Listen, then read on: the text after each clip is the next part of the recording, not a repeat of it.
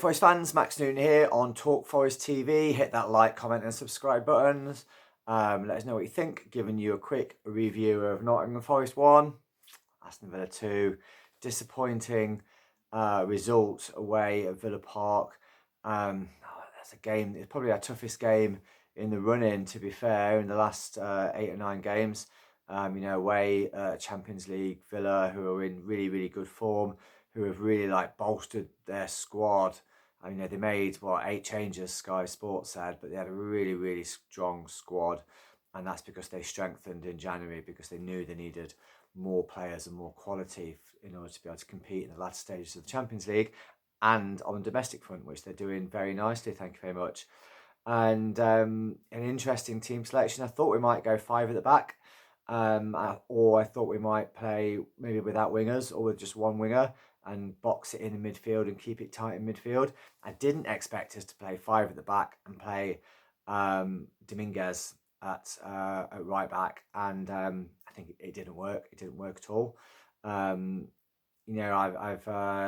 Dominguez has won me round this season because I think he's had an very much up and down first season or so at Forest, and like I said before, thrown in 0 out of 10 performances in away games, particularly last season.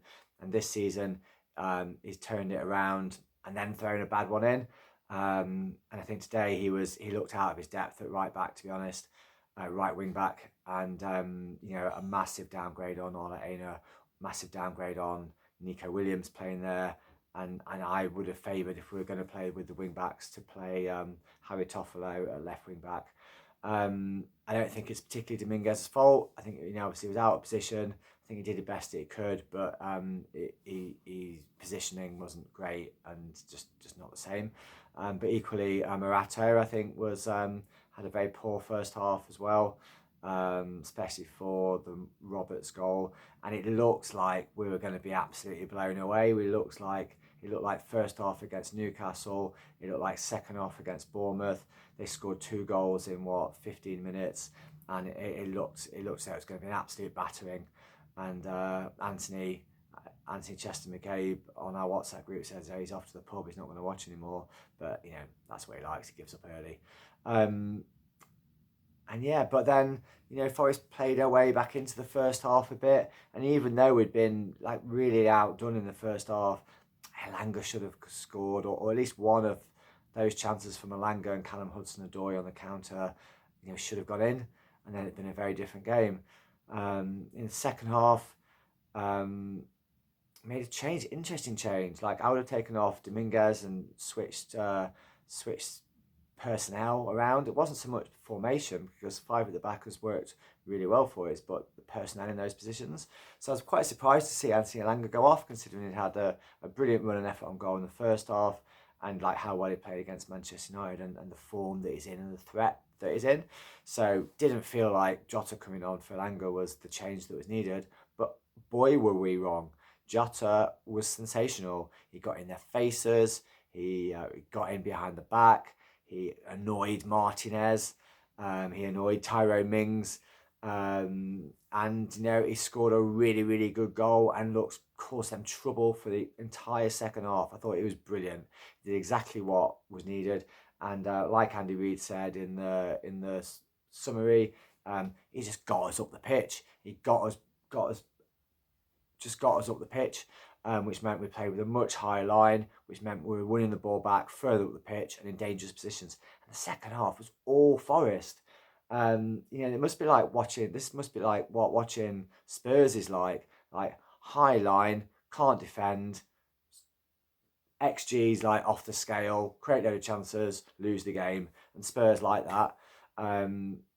To be fair, that's a sort of second half and first half where we looked all at sea in the first half defensively. Second half, the changes that were made, defence looked much, much more sure, and we were great going forward. Nico Williams was brilliant, was probably one of the man of the match, just causing all sorts of trouble going forward.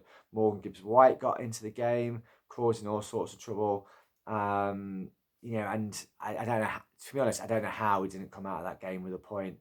Nico Williams had a brilliant shot just wide. Jota had another shot wide.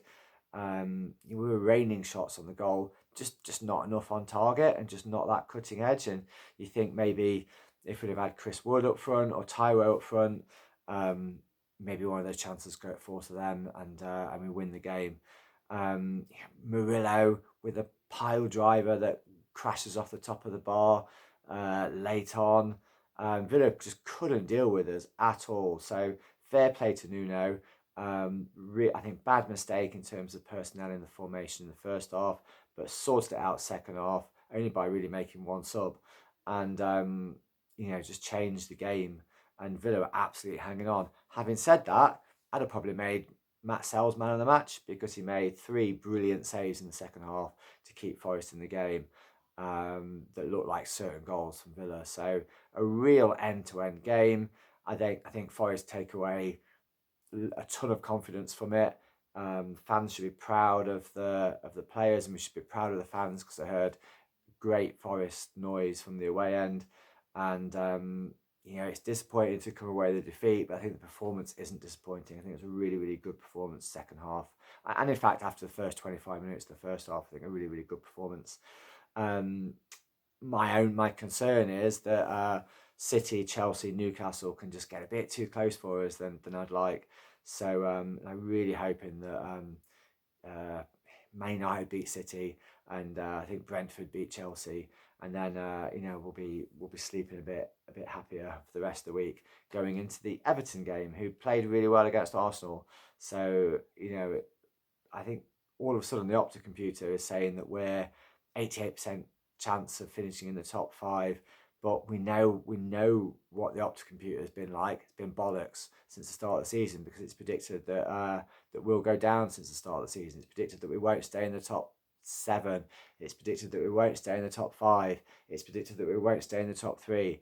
So let's not take anything for granted. Let's bring the noise for Everton, and let's get some points on the board, and let's just finish this off. Come on, you Reds.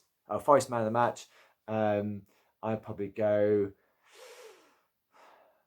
I'd go Jota for turning it round. I thought Ryan Yates had a really good game, especially second half as well. And the defence sorted themselves out second half. So I'm going Jota man of the match. Come on, you Reds.